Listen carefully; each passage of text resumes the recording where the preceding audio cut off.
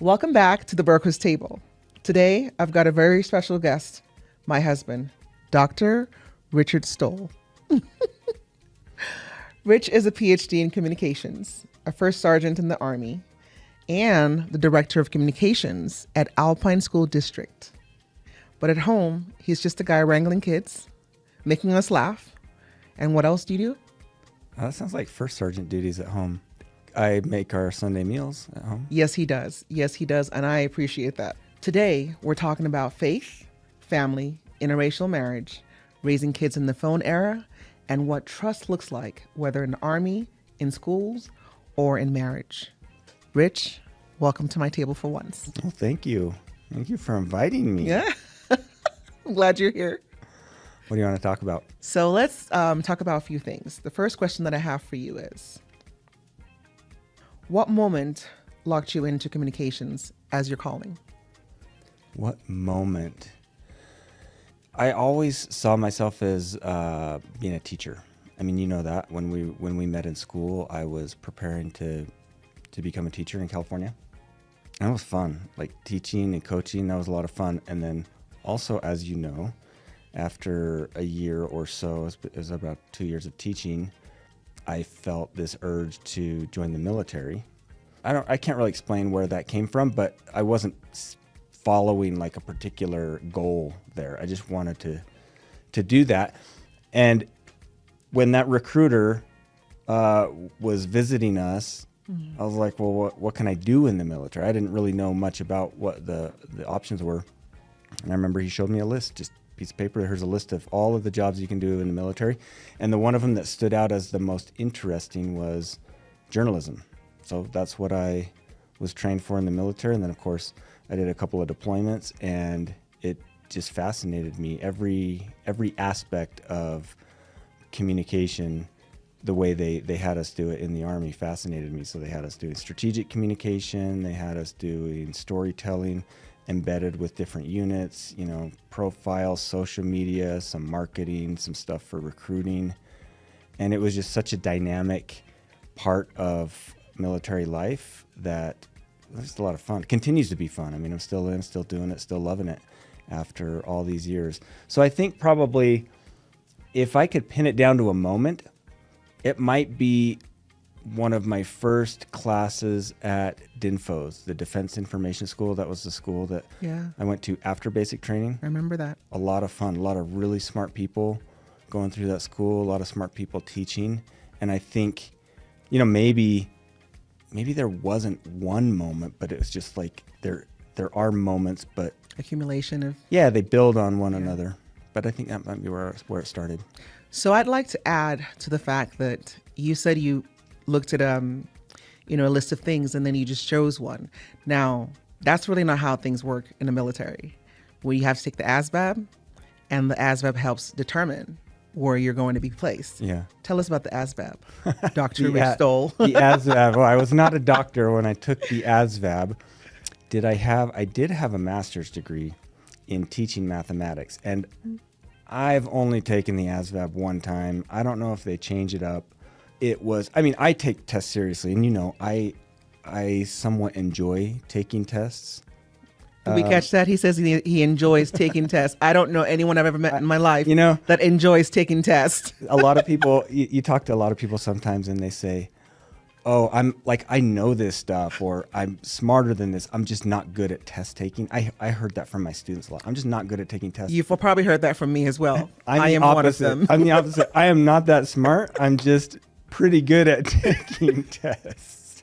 So I think the tests that I take, they sort of inflate my actual knowledge. But at any rate, I disagree, but go ahead. You can have when that. I took the test, I took it seriously, and I scored very, very high. In fact, and I think the fact that I was teaching math at the time that I took that test really, really helped me. I mean, I just breezed through that math section, and that was probably a big weighted section of the test. But yeah, when I got finished taking the test, they score it instantly, and there's a sergeant. It's always a sergeant, right? There's always a sergeant moving you along or processing some paperwork or telling you what to do. And there was a sergeant who was administering the test, and when he it was like he couldn't believe it. He's like, wait, what? He saw my score, and he's like, well, that's pretty good. And he like moved me on and he circled it and stuff. So when my recruiter saw that score, he's like, yeah, you can do anything you want in the Army. And I was like, sweet. Thank you. Okay, Dr. Rich does not like inflating his, blowing his own horn. So I'm going to blow your horn for you, okay? Okay. He scored a 99 on the ASVAB, right? It's yes. the percentile. And I feel like they just took off a point just because they didn't want you to have 100%. They didn't take off a point. The 99 is the highest score. But that was really impressive. And you continue to do that every single time. I know you're a very humble person, so you don't want to make it seem like it's a big deal, but it is a big deal for me because I'm one of those individuals that struggle with taking tests. So when I see someone who has that natural gift, it's so important for me to acknowledge it and let you know how cool you are, because that is something that is not very easy for other people to do. So I will blow your horn right now and just say, hey, you know what? Kudos to you for your abilities. Thank you. What I'm not good at is sometimes these interpersonal, I'm not good at conversation really with people. I'm not good at managing difficult or awkward situations with people. You're very good at that. I feel like growing up, I was more introverted and I was kind of maybe in the shadows of my high achieving brothers a little bit. So naturally I didn't put myself out there, and maybe I just made up for it on let me show them another way that I can get through life, right? Because I wasn't charismatic. Growing up, I was totally the shy one. I'd have nothing to add into conversations. I would try to avoid conversations. So yeah, I probably just spent my time scheming and trying to figure out how I could impress people without having to interact with them. Well, you definitely picked a good skill that I have seen bless us, bless your life, and bless our family. Because you're good at it. So thank you for that. Well, thank you. Well, let's move on to the next question right now. We have, let's talk about our marriage. At what point did you realize that it was going to be a stretch, or it wasn't going to be as easy as, maybe what you thought? No? I've never thought that. Okay. There was one moment that sort of made me think in a different way, but it was never a stretch.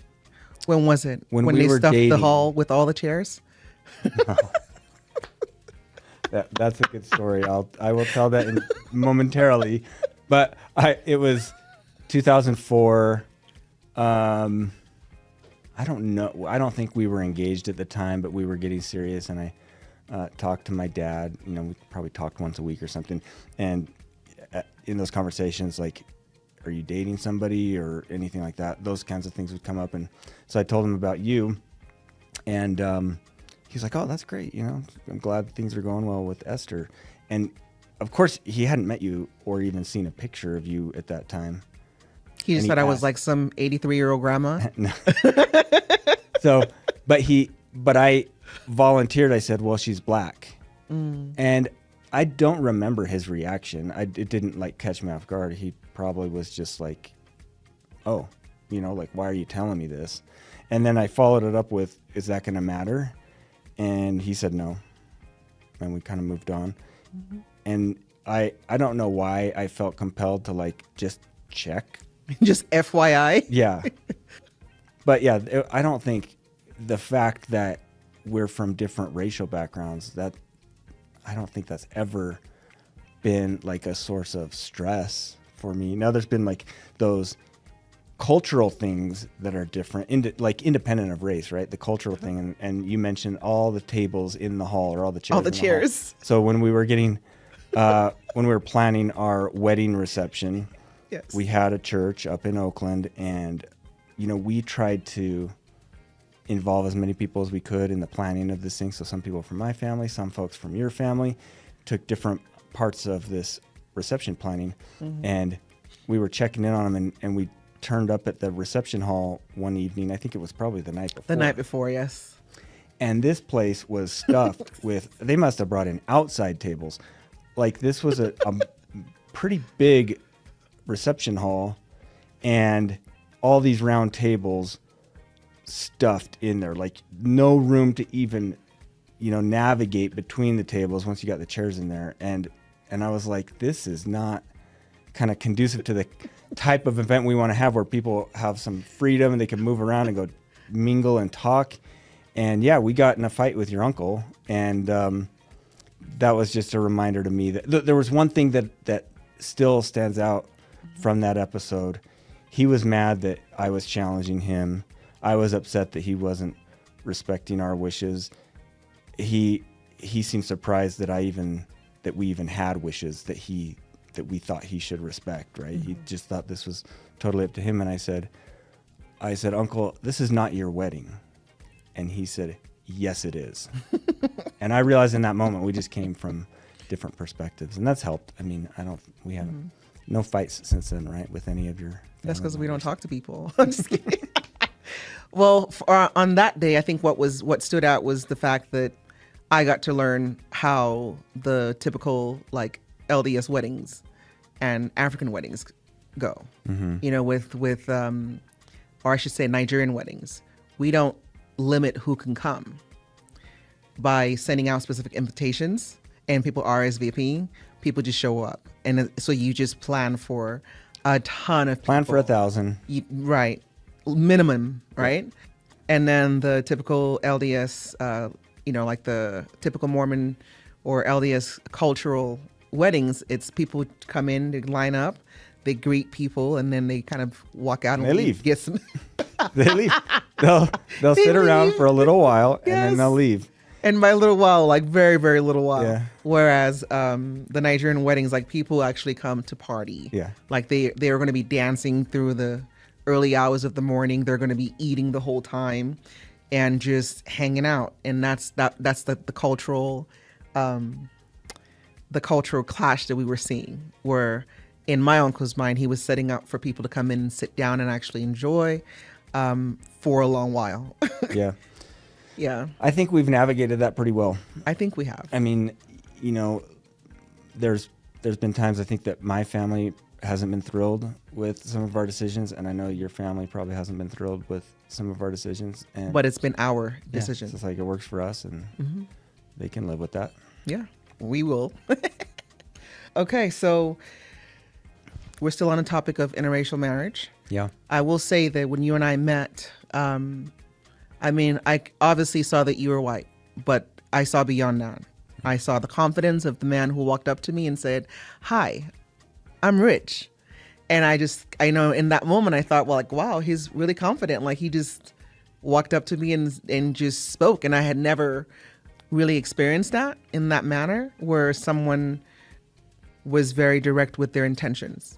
And I think that's why I was confused for a while when you kept inviting me to events. Right. And I just kept thinking, maybe I'm reading this wrong. Maybe he just wants to fill seats.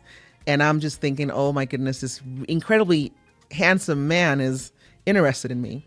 And it wasn't until, again, with you being very direct in your intentions, which I completely appreciated, where we had a conversation, and it was very beautiful. I still remember that till today.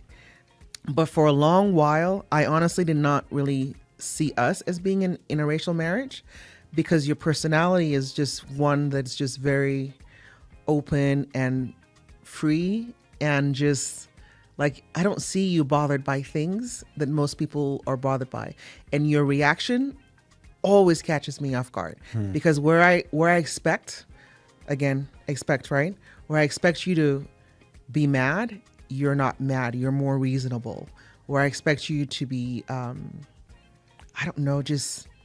you're just very different. And I think that's probably why that I never saw you as like Rich, this white guy. You were just Rich with this great personality, confident man. And it wasn't until I think you were arguing with a cousin online one time, and they pointed out that, hey, you should know better because you're in an interracial marriage. And I was like, he is? And it wasn't until that moment that it occurred to me that we were in an interracial marriage, even though I had seen that all the time, right? You see it in the movies, you see it in person, but I never once saw us as that.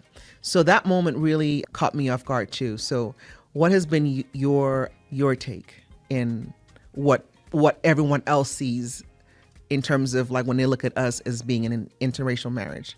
How do you see our relationship and our marriage? Well, I don't know. How about that? I don't know. But there's been some episodes where they got me thinking about that a little bit more. Do you remember when we were in New York on the Staten Island ferry coming back? Yes. And this African-American man started hitting on you, and I wasn't sitting right next to you. Yes. So it looked like you were all by yourself. And this guy starts hitting on you, and I'm like, I didn't feel insecure. I mean, like, this guy he couldn't compete with me. There you go. So I just kind of watched. I love. I was like, how's Esther going to handle this? And that was pretty funny. And he, if I remember right, he finally got to the point where it was obvious that he was hitting on you. I don't know if he asked for your number or if he asked if you were single or had a boyfriend or something. And then you pointed over to me a few seats over, and you said, "Yeah, I'm here with my husband." And he looks at me in like utter shock. But then he was like, he might have given me a fist bump or a high five, and he's like, "Good job." And I was like, "I know." That's mostly how I feel. Like, if we ever get looks, or if there's a sense that people think we're odd, and that doesn't happen often. I think it's going away. I don't think it probably happens, but we just don't. It's not part of our life, so we don't really see it. And I think sometimes if you're looking for something, you will find it. Yeah. But I think you and I have always had this like personality where it's just you and me. Mm-hmm. We're not really concerned with what the world is doing. It's just what is best for us and our family. Yeah. And the people that love us. Yeah. And I look at it as opportunities. I don't, like, if we ever surprise somebody, right? We come in as a couple and it's a surprise that we're interracial. I look at it, or I have looked at it in the past, as an opportunity to show them like what a healthy marriage could look like. And so then hopefully they quickly see beyond the race and they just see a relationship there. Good job. Good answer. So tell me about your dissertation. Your dissertation was on the Warrior Ethos. And I remember that because I had to do a lot of editing. You did? You had to do a lot of prodding. Mm-hmm. So much so that I am now unable to read a text, read an email without finding errors. So thank you very much. But on that same note, how do you think the Warrior Ethos applies to schools, raising children, and relationships? To me, the Warrior Ethos has become... Let's put a pin in that. Yeah. Explain to us what the Warrior Ethos is. Yeah, okay, so it's a credo of U.S. Army soldiers. When I went through basic training, everything was geared around trying to teach Army values.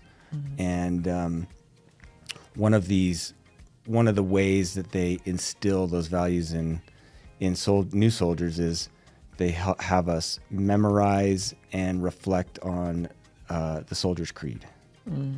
Part of the Soldier's Creed are these 4 statements that comprise the Warrior Ethos.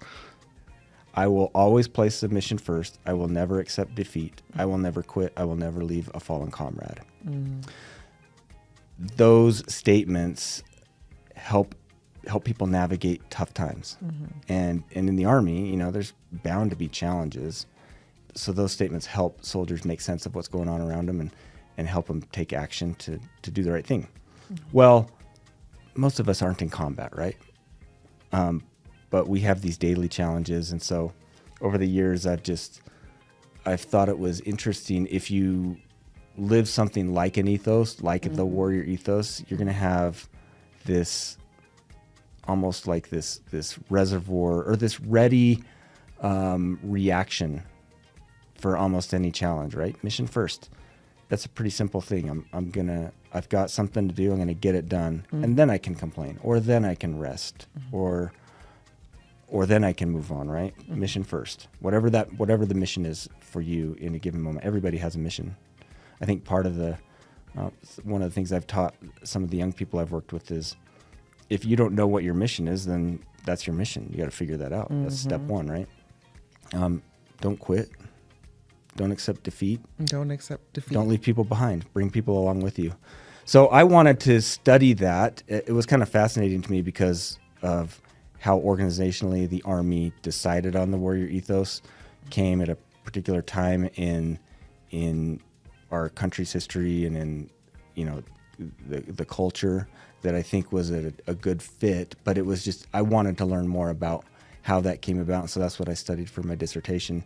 And it's communication, because organizations all over the world, big and small, most of them have some sort of a mission statement. Mm-hmm. And those mission statements are designed to help members of the organization get through challenges, right? Mm-hmm. And I feel like in this case, the Army set the gold standard. Okay. And in that same tone, how do you feel that applies to your job in communications in schools? Again, mission first. That's the first part of the warrior ethos. A true warrior is going to, and let's just back up a little bit. There's, you know, in some of the literature, there's a distinction drawn between warriors and soldiers, right? Soldiers serve the state. Mm-hmm. Soldiers are professional. Soldiers are paid. Soldiers learn procedures, and that's all good. There's a time and a place for that. But the reason the Army at the time wanted to instill an ethos around the warrior is because warriors are driven by something more than or deeper than the state, right? They're motivated by a set of values that transcend any government, any political allegiance. So it's kind of a value-driven proposition with the warrior. And warriors, I mean, we think of warriors, and more often than not in our culture, warriors are venerated, right? I still think back to the musical The Greatest Showman. Yes. And you know the story that these outcasts are brought together by this fellow who's trying to set up his circus, and he gives voice to these people who are sort of downtrodden or shunned. Mm-hmm. And there's this great song, I think, and it's This Is Me, and it's kind of like a protest song. These outcasts, they sing this beautiful song about how they're not going to hide anymore. And one of the lines in that is, we're warriors. That's what we've become. Warriors. Yeah. Don't mind my singing voice, guys. Sing the whole thing. You sing the whole thing. So I think people look at warriors and they respect them, and they don't see soldiers, right? Warriors are people who can overcome adversity. Mm-hmm. They're fighting battles and they keep going, and they conquer whatever they need to conquer. It could be personal challenges. It could be forces against them, challenges. It could be family struggles. Warriors persist and they fight and they overcome. In schools, that's what we need. We need more of a warrior mindset in schools. Let's achieve. So being a warrior in a school, whether you're a student, teacher, administrator, you're putting your mission first, and you're not quitting, and you're not leaving behind a fallen comrade, right? Like if somebody's fallen behind you, you pick them up and you bring them with you, and everybody finishes the race. The other thing about that I've learned from the Army, and the warrior ethos helps to reiterate this, is we do have a mission. Whatever our calling is, whatever we're doing in life, mom, dad, kid, student, teacher, whatever your job is, you have a mission. Figure out what it is, be able to articulate that, and then do those things that's going to help you accomplish the mission. I think people fail and they struggle in life when they lose sight of their mission and they let life push them around. Warriors don't do that, right? Warriors are living in the same chaotic, sometimes crappy environment that the rest of us are living in. A warrior will look at that and say, okay, where are my obstacles?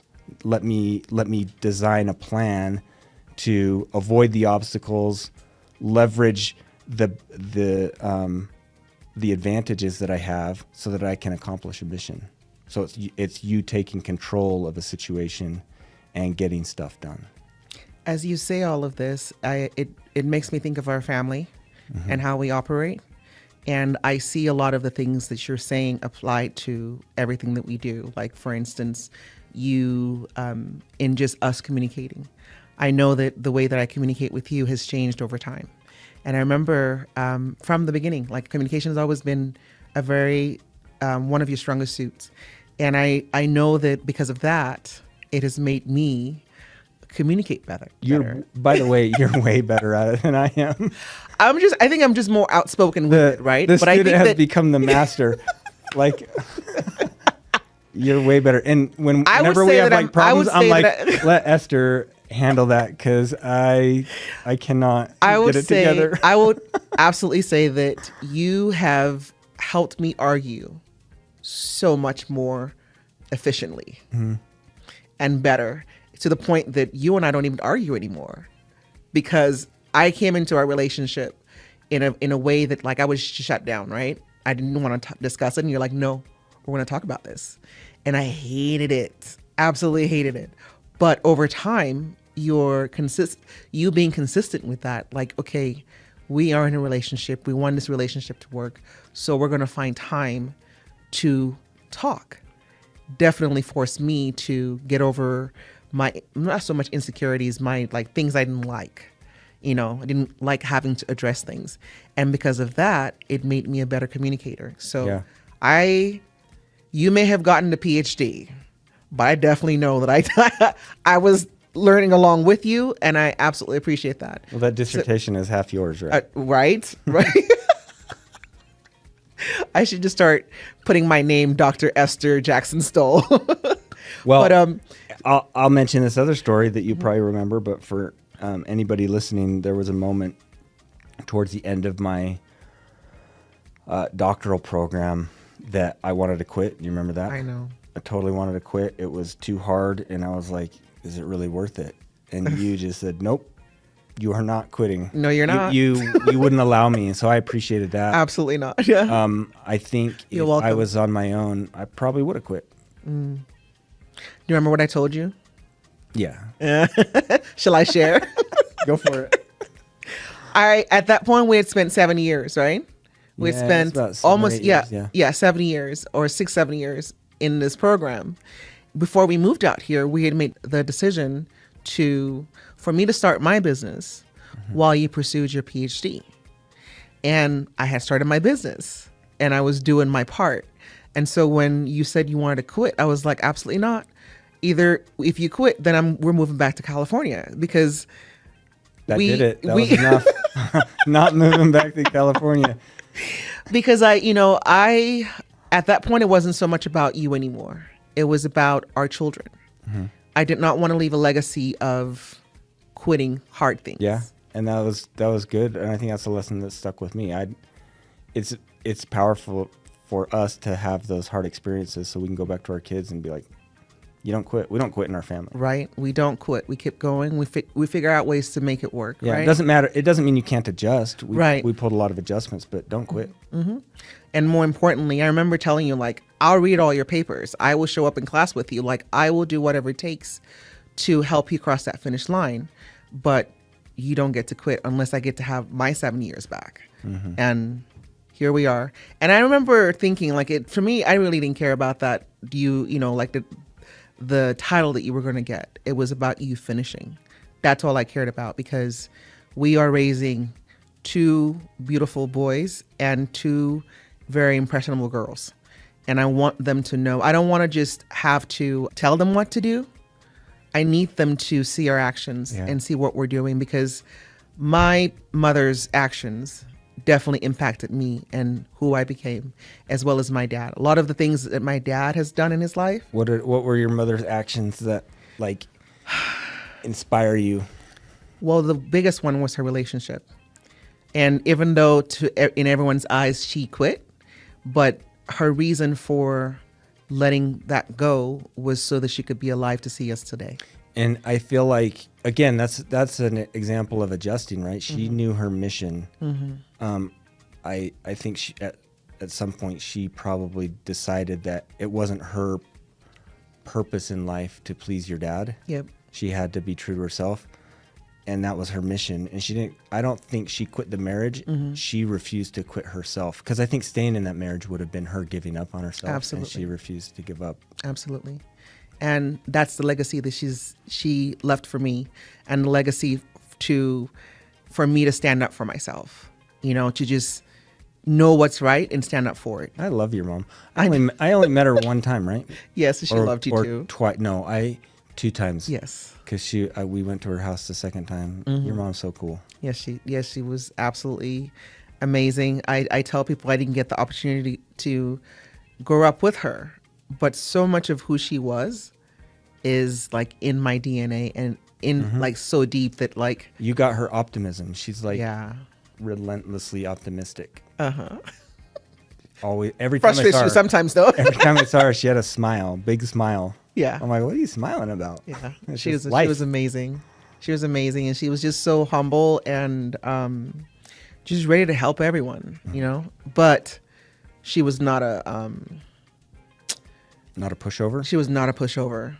And that was like the beautiful thing about it. And I think that's what sometimes I think that people confuse how kind I am to be a pushover, but you'll learn really quickly. But that's not the case. So part of being in a marriage is being able to learn from one another.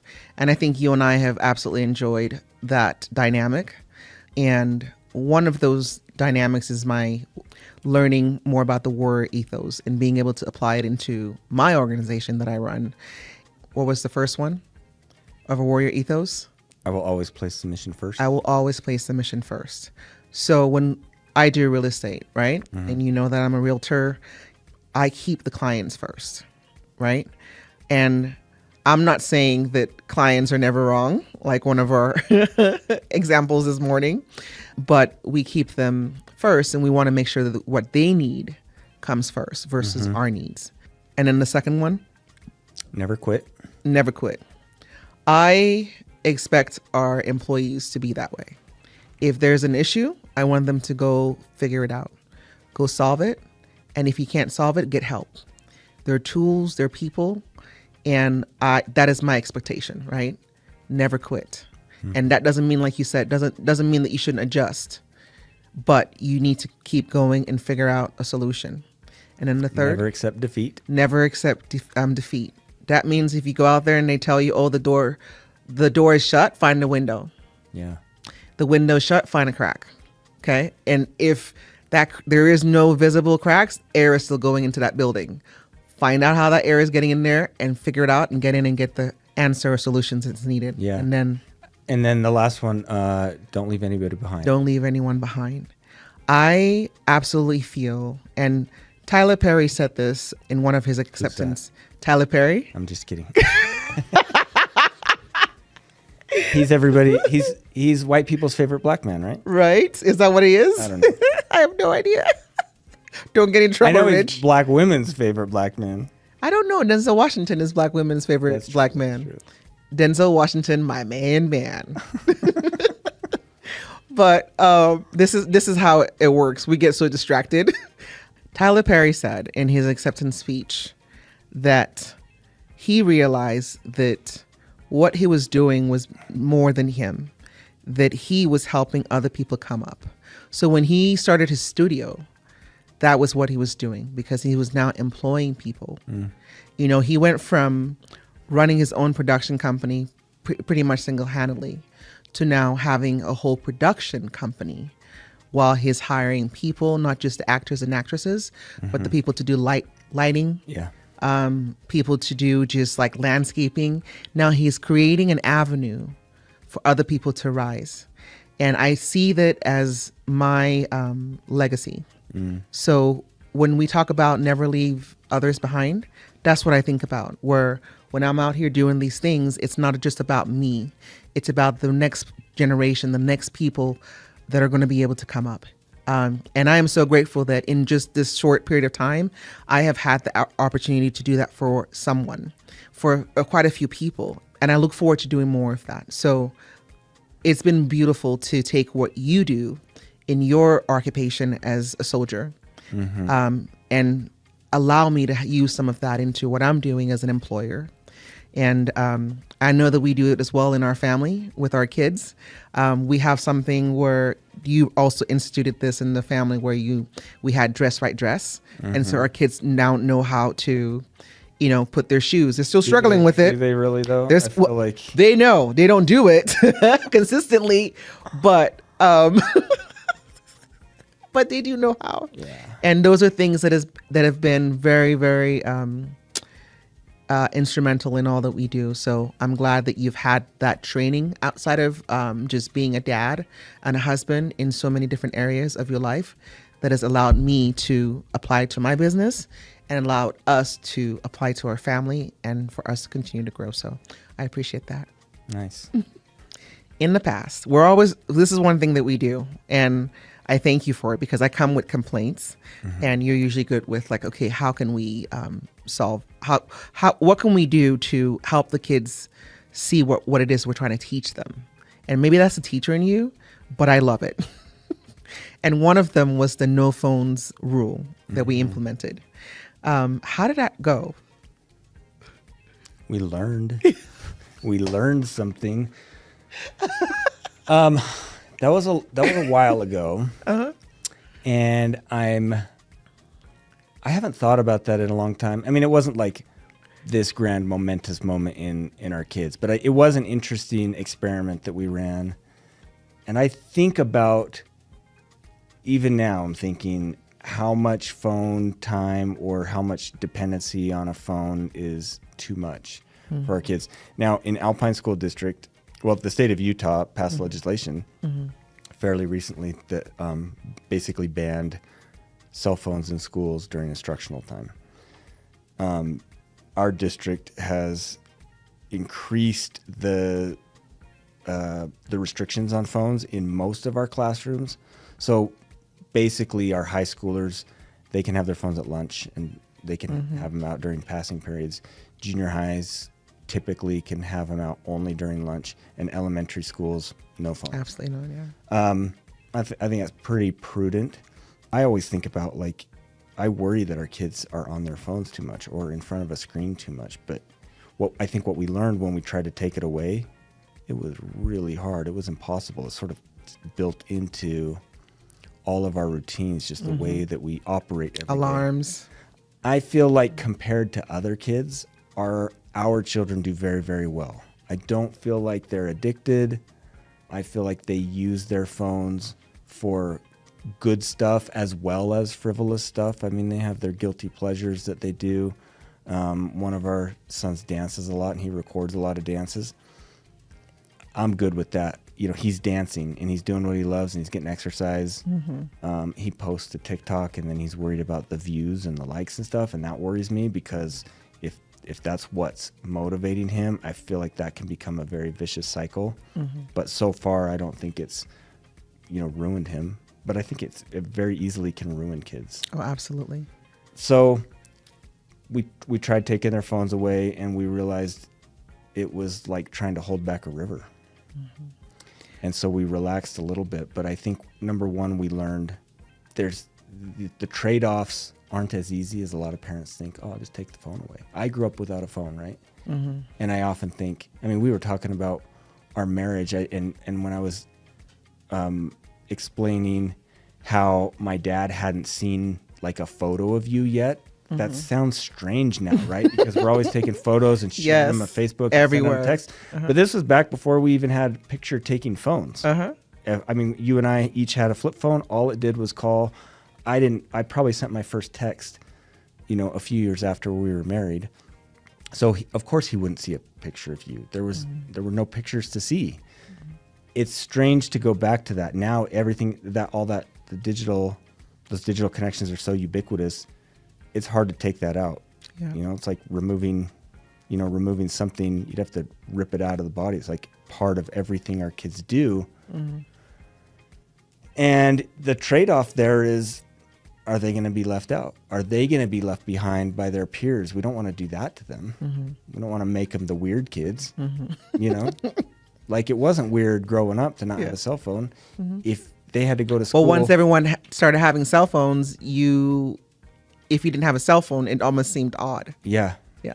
So now as parents, we're navigating that, and it's just challenging. And, it's easy to criticize parents who go too far in one direction, but parenting is just hard, and it's every day you're making 1,000 decisions, any one of which could have some pretty big consequences for your kids. So, and the bottom line is you're never going to know which one will be the one that that breaks the camel's back. But one of the things that I've learned with all of that was, instead of trying to keep them off of the phones, we teach them how to manage the phones. That is, what to watch on the phones, what not to watch on the phones, how to communicate on the phones, what not to communicate through the phones. I remember we talked about, filming. Make sure that things that have your location aren't visible on there.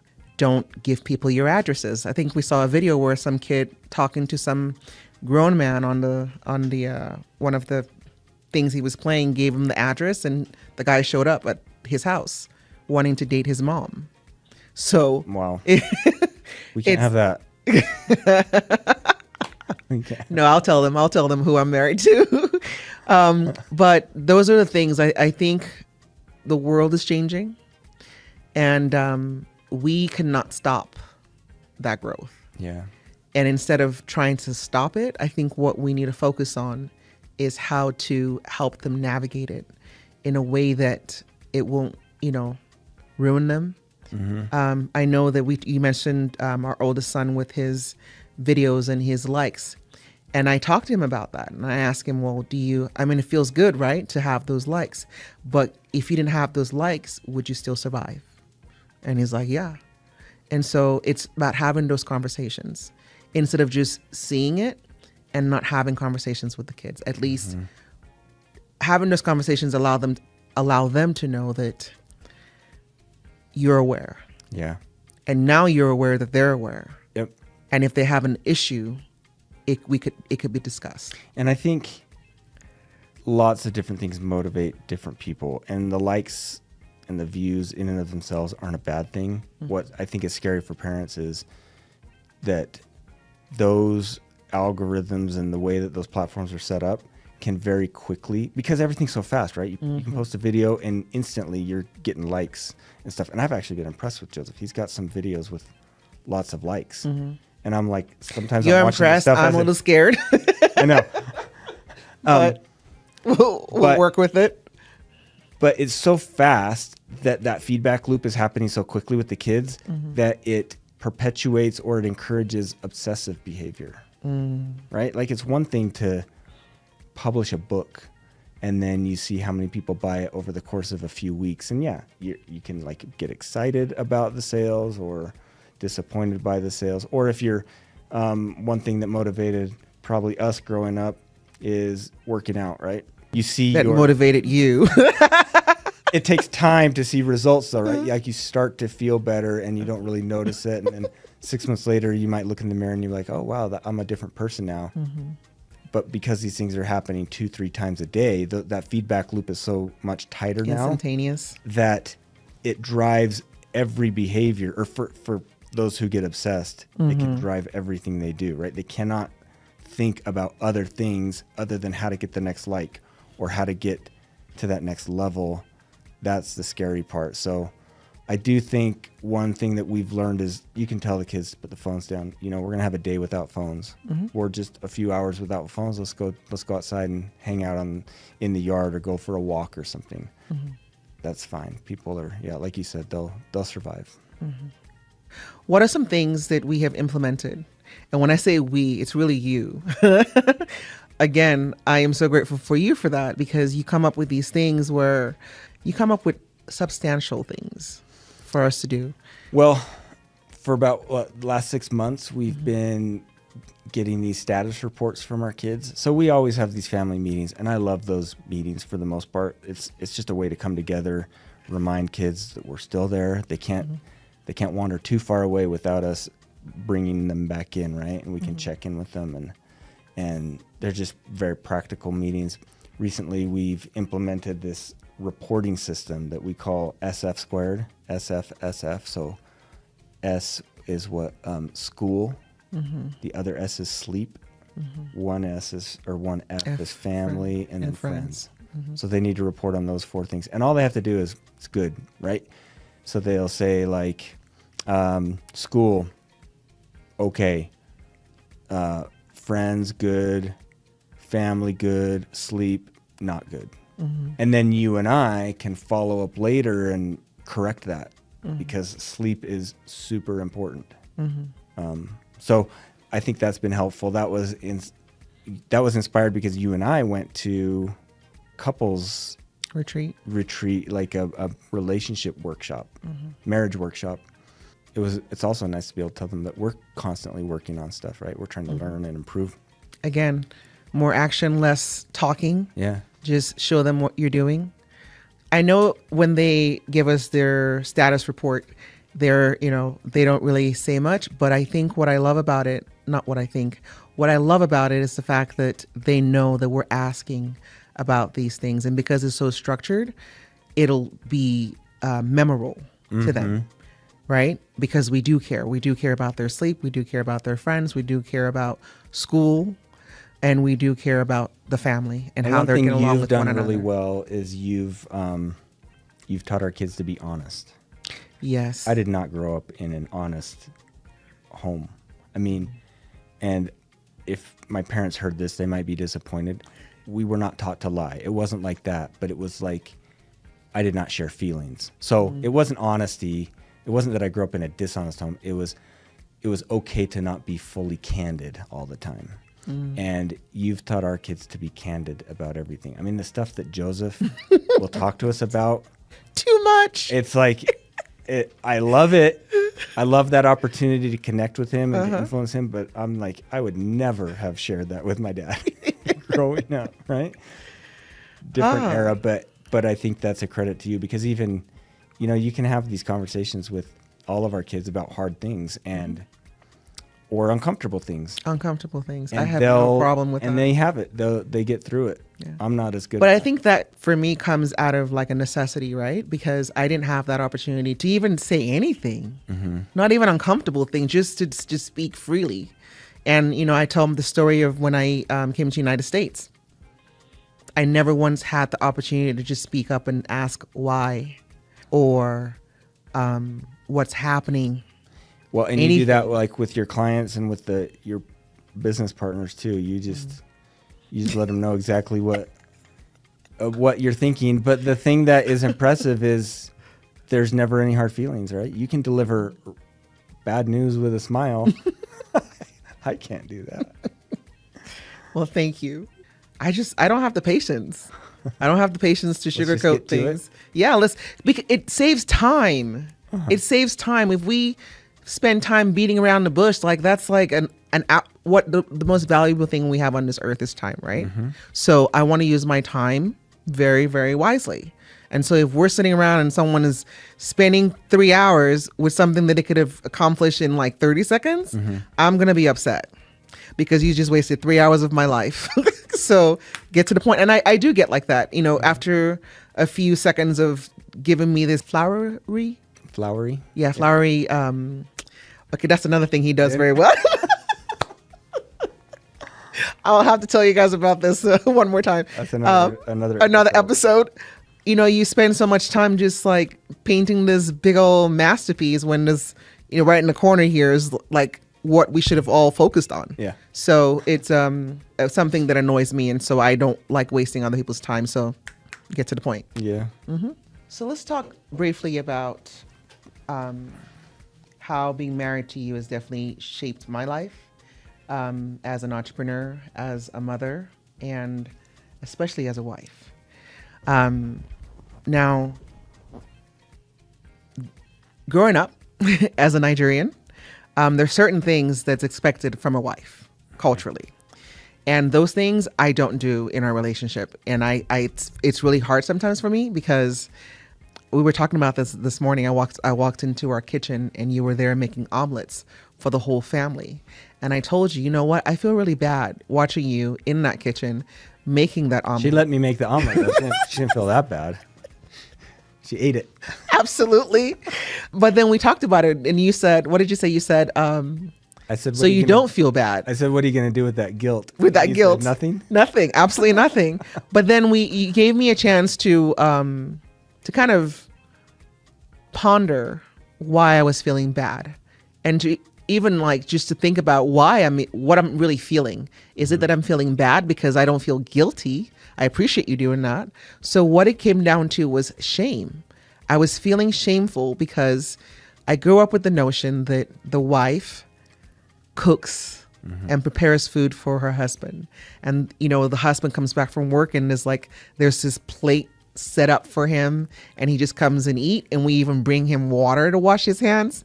And then he just gets up and goes and sits down and watches TV and then goes to bed. Well, so do you feel like that I've kicked that habit out of you because I don't like Nigerian food? Well, that's one issue. One reason you don't like Nigerian food. So like the preparation of like the big feast is not even there because secondly, you don't eat a lot. Like you don't eat like the typical Nigerian man. Like they would have their mound of fufu and so that's two. And then half the time when I remember I used to call and say, hey, are you going to be home? And thinking, oh, you might want something to eat. And you're like, no, I already got McDonald's. Well, what's funny is I think about this. It goes back to the mission first attitude. What is the goal of eating? Right? When you're coming home from work, maybe this is like overthinking it, but the goal of eating most of the time is to get enough calories in for you to go another day. Doesn't have to be fancy, right? It's more it's a practical thing. It's a necessity thing. And Come close to the mic. So we're not like, there's no reason to overeat. Now, sometimes the point of eating is family, right? Getting together, having a conversation at the dinner table, or celebrating. In those cases, yeah, I can keep up with people. This is what I'm talking about. Eating, how I want to eat to be healthy. So let's I've recognized that I'm older and my body can't handle the same amount of calories and the same diet that our teenage boys can. And I look back on those days fondly when I could put it down, a couple of double cheeseburgers, no problem, like our kids can do. I don't miss it though. I'm like, I don't need that. That's not what I need at my stage in life now. So you don't have to feel shame anymore. Well, that's one of the reasons why it's been difficult. It used to be very hard, initially for me to switch from that because what I realized now that I was feeling was shame. Like, what if a Nigerian person walked into my house and saw you in the kitchen cooking? Like, what would they think? Well, I'm at the point in my life where I don't care what they think, so that's fine. But there's still part of me that just still thinks about like, oh, I'm not taking care of you well the way that I'm supposed to. But then I also realize that I don't give you headaches like most people do. Another thing that's a little different is when I'm doing my hair. You come in, you're like, you're still doing your hair? I'm like, yes, it's been 16 hours. I know. But it's the cultural thing, right? It's just very different, but it doesn't stop me from doing my hair. Or another thing that you definitely do is you're very, very involved with the children. That is something that's different from how I grew up. Like the children were just there to entertain dad when he came home from work for like a little bit of time, and then they would go to bed. But you are very involved with the kids, and it's beautiful to me. Like sometimes I'm just in such awe of you. I feel like I'm not as involved as I should be. You have no idea. Maybe you have a different standard, but for me, I know that they can come to you for anything. That's number one. Like you said, there's some times that Joseph tells you things and you're like, I wish I didn't hear that, but it's okay. I'm just gonna, take it in. And that's a very huge thing for the child to be able to come to you and just say, hey, I'm having this problem with this girl, or what do you think? Like those are beautiful conversations that I see them having. And then Gabriel, like you running with him, that's also something that's beautiful. And I feel like every child in our household has this connection with you, like the very, very deep connection, right? Even though they still call me for everything, mom. But I think that's just a very natural thing that happens in all families. I recently saw this video of this of these dads pretending to be their daughters. And one of them says, Dad, where's mom? Where's mom? And then the dad said something, and the daughter says, I don't need you. I need mom. Like, you can't answer my question. I need mom. And I think part of it is just moms, we know where everything is at because we know someone is going to ask us for it. So we go around the house like looking, scanning, like, okay, I need to mentally know that sock is over there because so-and-so is going to ask me in a few hours. And it always happens anyway. So going back to just the things that you do versus culturally that you do that I didn't grow up with, the way that you are with me is also beautiful to me because I feel like you allow me to be myself, and you give me the space to be me, like, wholeheartedly.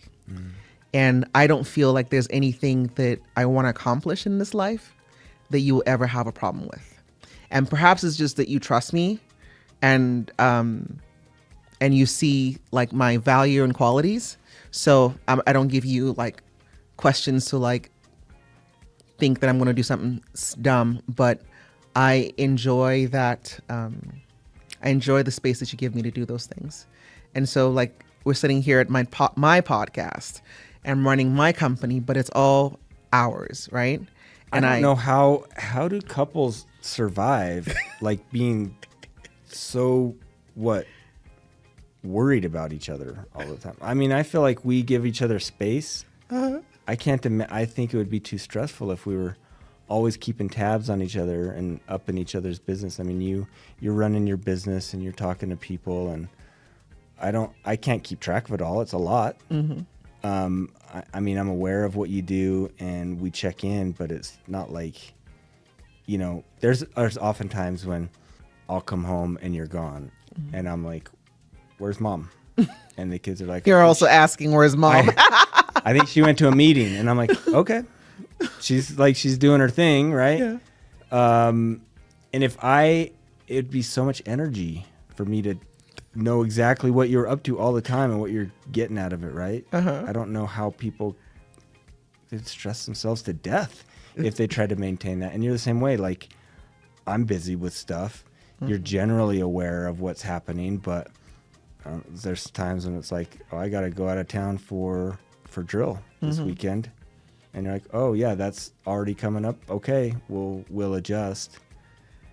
Maybe it's just first of all, I think we've been very like flexible. Yeah. Because knowing that there's no way we're going to have a tight plan on everything. And that's what's kept our relationship healthy, is we have just the right amount of flexibility and allowance for each other to do our own thing. Yeah. I remember whenever you're out of town, your parents will call me and said, oh, where's Rich? I'm like, I have no idea where he is, but he is somewhere that he's supposed to be. And there are times I used to feel bad at the beginning, but now I think they know, so they don't even bother, but they still ask. And sometimes they know where you are before I do. But I know where you are, and I just have to look for it. Yeah. But I don't need to have it on the forefront of my mind to be able to give that answer whenever anyone asks for it. I chuckle every time they ask me that, because it's just like, I should know. And that is a legitimate question, but there's too much going on. I'm trying to keep track of those that I am in care of at the moment, right? I need to know to pick up someone from crew or from school or from visiting a friend. So right now I can only deal with what I can control. And Rich is a grown man. If he can't figure out his flight and his sometimes I worry that I can't. I don't. But I trust you to handle your business, right? But anyway, so that's just been like a lot of the things that the differences that I have seen in our relationship, and how I think being married with you and the flexibility that I have to be myself has been really, really great. One more thing. I would say that I knew that you were someone that would allow me not allow me, but someone that would give me the space to be me very early on. very early on. And I think that was one of the things that attracted me to you, because you were in school, I was in school, you were doing something completely different from what I was studying, and you also worked, and somehow we were able to have a relationship. We were able to date and still do those things independently. So you never once asked me to drop out of school so I can have babies and, take care of our babies. You never once asked me to start a family when you knew very well that I wasn't ready for that. So those were the things, and those were the things I dealt with in other relationships. Mm-hmm. So just that simple, like. Well, you're welcome. I don't know. I can't empathize with somebody who would think otherwise. Mm. Like, why wouldn't you want to marry someone who's independent and powerful? What doesn't that makes me better? Makes our family better whenever, that's going to happen. So to me, it just felt natural that you do what you want to do. You add to each other's cup. Mm-hmm. You don't subtract. Well, one person's filling each other's cup. And I think that's what we do very well, is that the support. We don't compete. Not at all. We complement. Yep. Yeah. Yep. I can't even compete with you because your strides are way too long for me. And what I try to figure out is, how do you take 2 steps and I'm still on my 2 steps, but way behind? That's what I'm trying to figure out. So, but I appreciate you not competing or making me feel like I needed to be in competition with anything, but always being very complimentary to each other. And I hope and pray for many more years of this to come. You got because, oh, you are the cutest. You are the absolute cutest. So we mentioned before at the beginning that you are the Director of Communications for Alpine School District, which is one of the largest school districts in Utah. Is it the largest it's it's the largest school district in Utah. Yeah, it's one of the largest in the country. It's the largest in Utah. Wow, go ahead. Again, I'm learning something every day. But here's the thing. Recently, there was the assassination, essentially, of Charlie Kirk at Utah Valley University, which is in Alpine. That's in our district. In Alpine district. So if you lived at Utah Valley University, you would be in one of our school boundaries in Alpine School District. Tell me about how that has affected you as a Director of Communications for that school district. Yeah, well, being the Director of Communications for a school district is never dull. It's an incredible job. I love it. It's a challenge every single day. It's a very dynamic position. When I took that job, and I think most people that have equivalent roles would agree, the thing that scares me the most is a school shooting. Mm-hmm. That's what we have to be prepared for.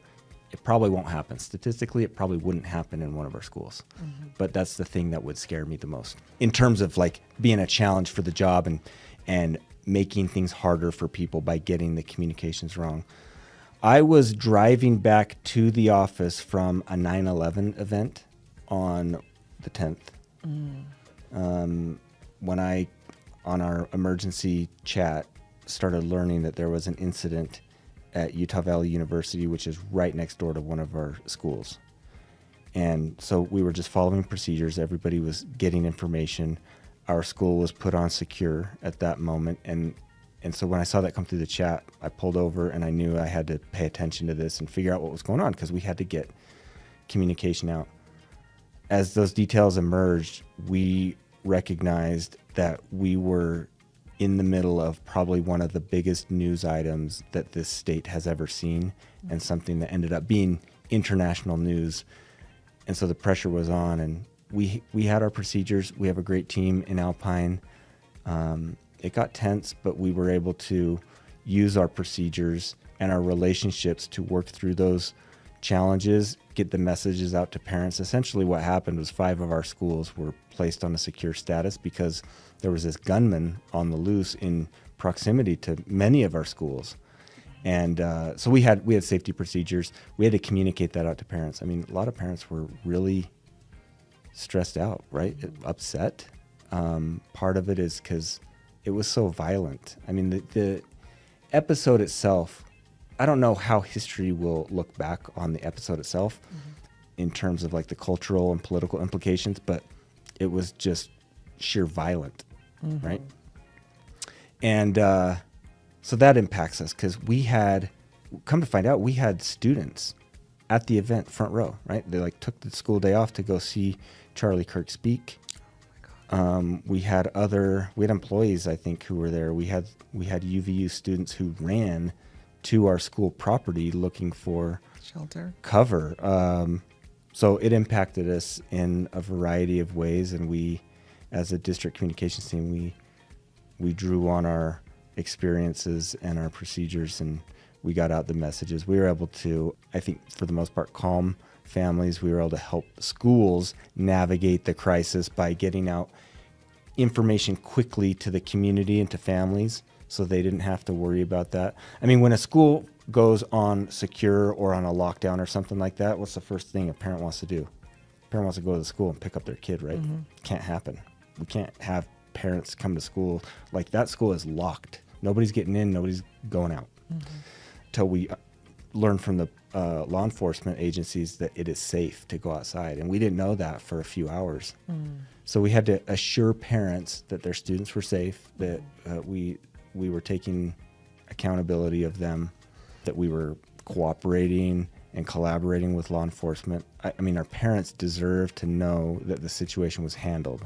So that was first and foremost. And then, you know, afterwards we had to explain what we did and what we knew, and thankfully, you know, they caught the perpetrator, and he wasn't anywhere near any of our schools. But in the moment when you don't know that stuff, the crisis is part, physical threat, because there is a shooter on the loose, and also part psychological threat, because people just don't know what to do next, don't know what to happen, and it's our job to provide them with information that they can feel assured, and to do it in a way that instills confidence in the folks that have been appointed to handle those situations.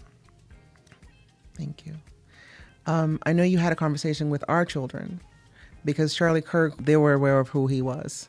And how did that conversation go? I don't know. I haven't followed up with them. How do you think it went? I remember what I said. Yeah. But did you have any follow-ups with them? So Gabriel, our youngest son, informed us of how he heard about it and how information was just moving really quickly. Like social media? Social media. Then Joseph was, I think I shared it with him because I knew he's been really, really interested in politics and the way that, you know, the U.S. is run and things like that. So I told him, and I don't think that he connected who it was. But then when his brother informed him, he was like, "Oh, Mom, you didn't tell me it was him."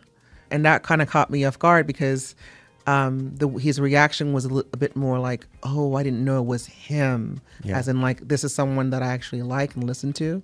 So that was very interesting to me, and made me realize just the impact of who Charlie Kirk was for that age range. Yeah, which our children are like 14 and 16. It makes me realize how old we are. Yeah. But you know, thinking back on when we met, we were also involved in campus politics. We were. No, you were.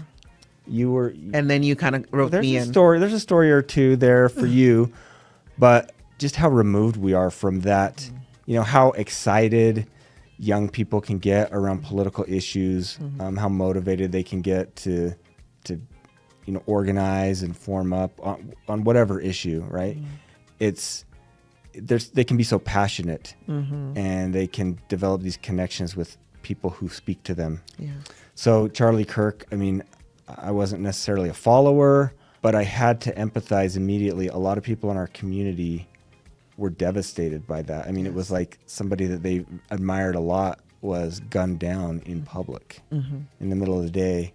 And I think that was that sort of trauma sort of spread throughout our community, and we had to be very sensitive to that in our communications and really just take that out of it. I mean, we're not taking a side on, we're not endorsing anything that any particular person said.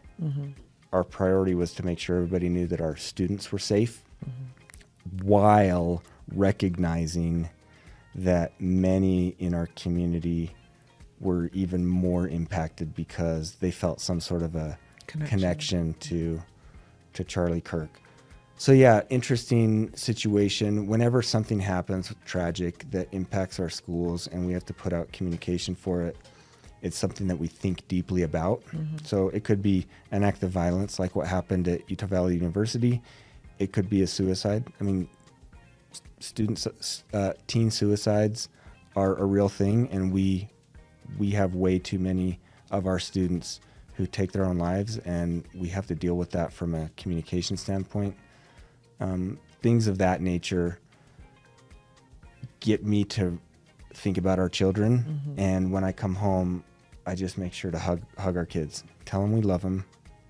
And I think after that day that we had learned that Charlie Kirk had died, I hugged the kids, and I remember telling Joseph and Gabriel, you don't have to hate anybody that you disagree with. You can let them disagree with you, and you can still be kind to them and love them, and just don't let it consume your life, you know? Yep. And I hope they remember that. Thank you. Thank you for joining me at the Broker's Table. If today's conversation inspired you, please subscribe, share, and leave a review. I'm Esther Jackson-Stowell. Until next time, keep brokering faith, family, and freedom.